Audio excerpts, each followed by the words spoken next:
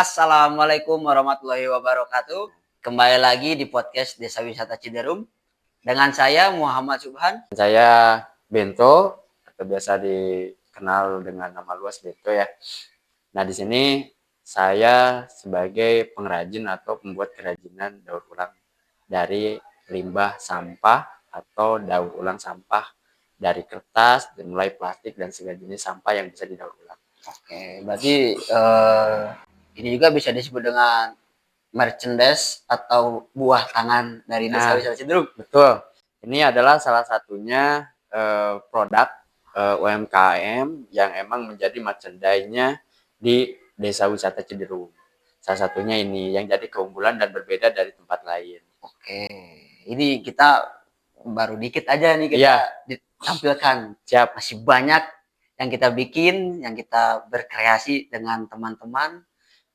Yang pasti kita ulas, kita kupas. Betul. Ada apa aja, bagaimana caranya, prosesnya berapa lama, bahannya apa aja kan itu ya. Nanti akan sedikit kita jelaskan. Dan di sini juga ada beberapa merchandise yang kita coba perkenalkan dari mulai bahan plastik atau limbah plastik sama limbah kertas. Oke, berarti ini limbahnya semua ini emang apa yang dibuang dari sampah ibu rumah tangga kah atau gimana mungkin? Oke, pertama-tama saya perkenalkan dulu bahwa ini adalah salah satu jenis sampah anorganik atau sampah yang atau bahasa umumnya non organik. Yang istilahnya pada umumnya bahwa sampah ini sampah yang bisa didaur ulang. Dan tidak bisa terurai secara alami. Nah, ini kebetulan ini juga adalah sampah limbahnya rumah tangga. Ini kan ada kertas, ini bekas kertas koran sama kertas HVS. Biasanya ibu-ibu tuh kalau habis belanja beli ikan dibungkus. Oh iya, dibungkus dengan kertas-kertas itu. Nah itu, makanya kita coba manfaatkan dibuat menjadi kerajinan anyaman dari berbahan kertas. Di sini kan ada beberapa contoh ya. Nah ini juga ada kalau yang dari ini dari kantong kresek. Kantong kresek ini plastiknya ya? Ya, dari kantong kresek. Biasanya ibu-ibu sama tuh. Biasanya bekas belanja ya kan dari warung, mereka biasanya membawa kantong kresek kan. Nah, kadang-kadang karena si kreseknya kadang-kadang ibu-ibu tuh nggak digunakan kembali kan. Kadang-kadang sekali pakai udah buang. Nah, itulah yang kebiasaan yang kayaknya kita coba ini perlu kita tanggulangi, perlu kita cari solusi dan kita manfaatkanlah di kerajinan. Nah, makanya ini ada bunga dari bekas kantong kresek. Nah, biasanya ini prosesnya seperti apa sih? Kalau dari kantong kresek ini prosesnya kebetulan menggunakan pemanas.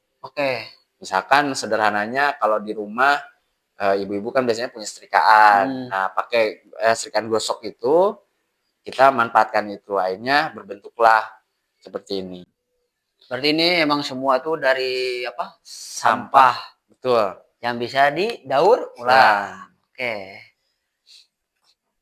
Nah, ini ada 3 contoh yang saya coba gabungkan. Ini dari apa? Dari kantong kresek juga sama.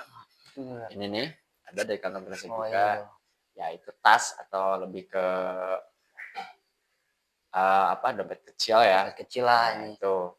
Bisa buat ini dirajut ya prosesnya. Jadi ini bukan kain wol atau kain rajut, tapi ini dari kantong kresek warna putih, merah sama hitam. Nah, itu biasanya kita potong dari kantong kresek, kita potong berbentuk tali gitu, panjang, baru kita anyam. Jadi dia kayak ini ya, berbahan apa? Kayak bahannya bahan lebih ke rajutan. Iya, rajutan. Tapi padahal kalau kita pegang dan kita dekatkan itu ini plastik satu-satu gitu kan? Nah, kantong kresek. Tuh. Siap. Jadi ini kayak karung gini. Iya, ini ada satu lagi. Ini sama tadi yang sudah saya jelaskan. Ada bunga yang dibentuk dari kantong kresek yang dipanaskan. Nah, ini kalau keranjang dan yang ini, misalnya ini dari kertas koran. Dan ini prosesnya nggak lama juga. Kebetulan prosesnya cepat dan sebentar. Ya, ini kalau misalkan ada yang datang ke sini pengen lihat proses pembuatannya. Ya, bisa lah, karena kebetulan kita kan ada paket edukasi juga. Betul. Tentang handicraft atau kerajinan. Dan nanti teman-teman bisa datang ke sini sambil belajar, sambil menikmati suasana di Desa Wisata Ciderum.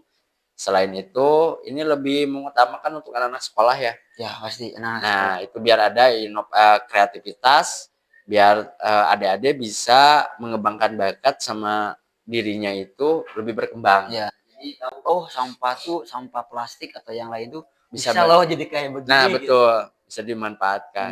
Nah, ini ada juga ini awas salah ya. Ini Ini apa nih? ternyata tempat buat jarum. Oke. Jarum pentul. Ya. Nah, itu biasanya naruh jarum pentul kan, perlu tempatnya yang kita sediakan. Biasanya Makanya banyak yang kita buat itu lebih ke condong ibu-ibu. Misalkan kayak keranjang kecil, sampai keranjang makanan atau buah, sampai dibikin pot juga. Karena emang kebetulan lebih kesannya kita produk ini jangan sampai jadi sampah lagi. betul. Tapi kita coba gunakan kembali dengan diinovasi, dibuat dan dibikin kerajinan. Jadi makanya dibuatlah sebuah hiasan. Akhirnya bisa digunakan kembali. Oke. Jadi buat pemirsa yang nonton di Desa Wisata Ciderum ini bukan hanya ini yang kita buat. Ada Betul. juga dari bungkus kopi Iya, dari kemasan. Kemasan. Karena ada tikar, ada tas, banyak lah. Tapi lebih keunggulannya kebetulan yang banyak pesan Ya, seperti ini. ini. Di atau packagingnya lebih menarik seperti ini dan emang banyak peminatnya lebih seperti ini. Tapi kalau nanti misalkan kawan-kawan yang di luar sana datang ke sini pengen belajar nih, bisa lah. Kebetulan kita kerajinan itu bukan sekedar tali dari kertas, dari sekedar plastik, tapi hal-hal yang lain mungkin bisa kita coba juga nanti apa yang jadi kebutuhannya kawan-kawan nanti di sana. Karena kita banyak sampah ininya nih, kita coba manfaatkan itu. Itu sih. Nah, Kang Bento, kalau buat yang bikin tikar atau tas dari kemasan bungkus kopi gitu, Iya. dia itu bisa ikut pelatihannya di sini sambil ngeliatin dan langsung Praktek ya. praktek gitu. Bisa kan? Bisa. Berapa lama itu tuh? Kalau viewer emang ada yang dia minta untuk dibuatkan, Ya. berapa lama itu? Sebenarnya sih kalau untuk proses pembuatan karena emang kita lihat lagi dari bahan bakunya ya, terutama. Sebenarnya kalau bahan bakunya tersedia, misalkan seperti di sini kan tersedia nih, itu cuman butuh sehari itu udah bisa kita lakukan dan selesai. Tapi untuk tahap kawan-kawan yang nanti pengen belajar itu kan nggak mungkin dalam 1 hari selesai beres, 1 jam bisa selesai beres. Tapi minimal yang saya nantinya akan berikan ke kawan-kawan itu lebih ke dasar. Dasarnya. Jadi prosesnya seperti apa, caranya bagaimana, dan harus seperti apa kan gitu. Betul. Karena kan dari kemasan itu misalkan contohnya tadi dia itu kan ukurannya beda-beda, ada yang gede ada yang kecil. Nah, salah satunya misalkan kayak gini, misalkan bekas sasa atau bekas garam, ukurannya kan beda.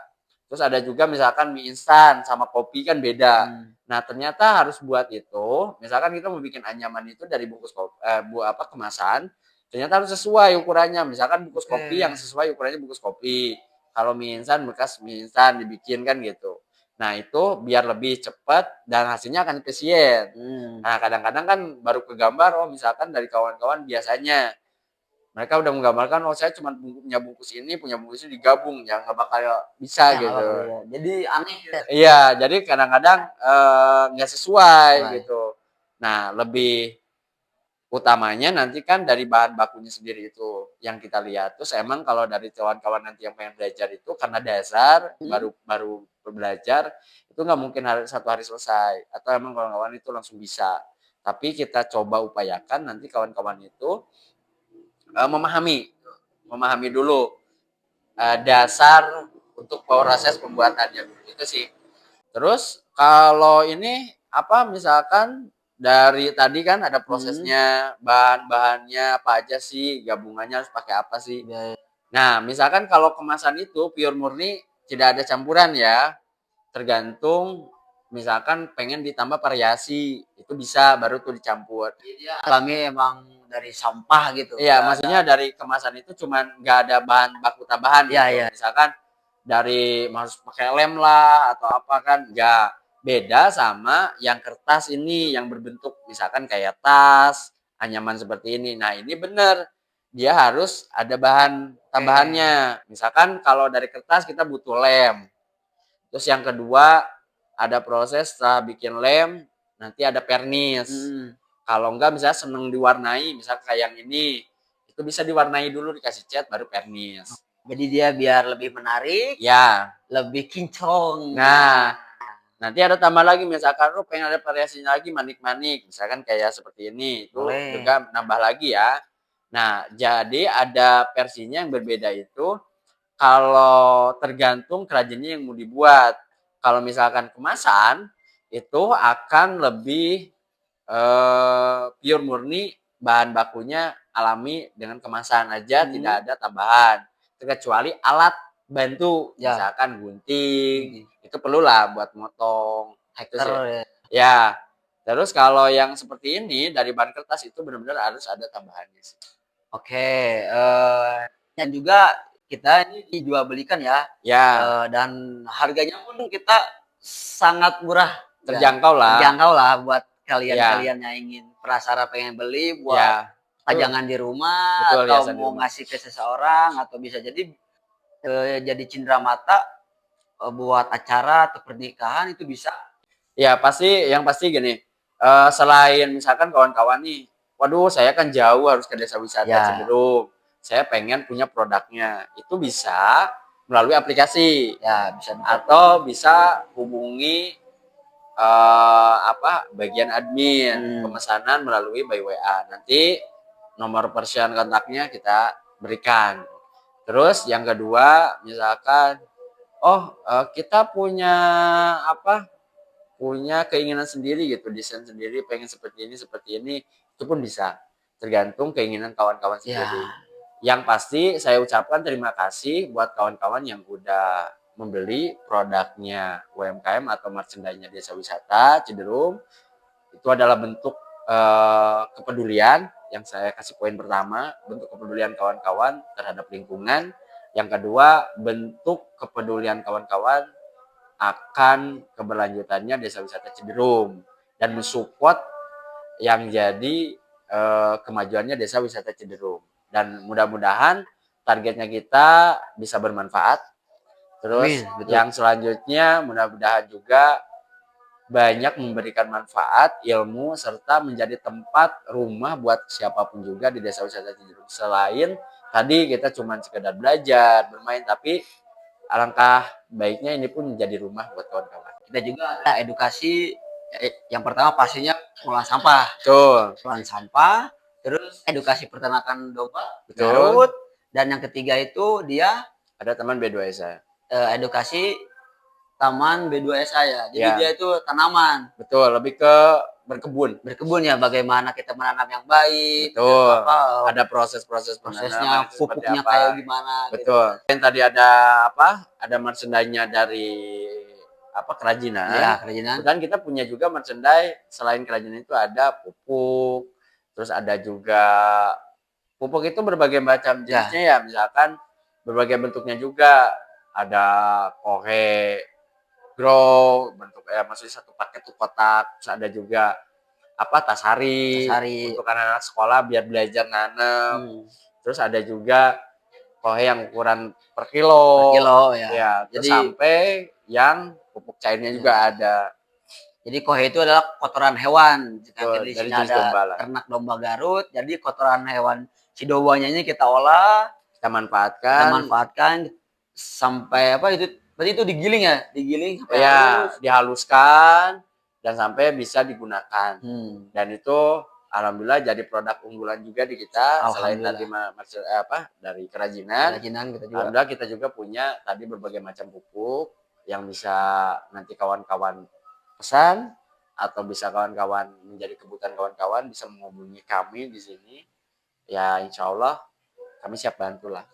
Kalau nanti kawan-kawan ada yang mau bertanya atau bagaimana caranya secara komunikasi, bisa nanti hubungi nomor admin di Desa Wisata Ya, Ciberem. nanti disimpan di deskripsi linknya Ya. semua. Yang mau pelatihan juga, pelatihan yang tadi kita sebut ada 3 itu buat TK, RA, SD, SMK dan perusahaan yang lainnya itu kita bisa di sini. Ya. Nanti saya simpan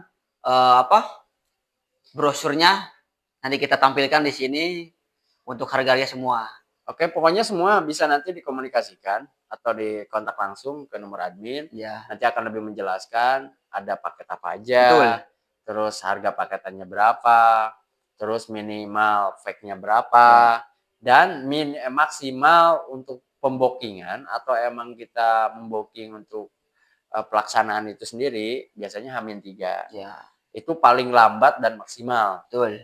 Nah, karena apa harus seperti itu? Karena kita harus menyiapkan, terus kedua schedule-nya juga, ya kan? Ya. Karena takutnya kebetulan kawan-kawan pengen di tanggal sekian, tahu-tahunya udah ada yang duluan kan, Ya, duluan. gitu. Kita pun nggak bisa, dan nggak mungkin kita gabungkan juga, Betul. karena nantinya nggak fokus, gitu kan. Tapi mudah-mudahan bisa dipahami lah. Oke. Pokoknya kurang lebihnya nanti bisa ditanyakan.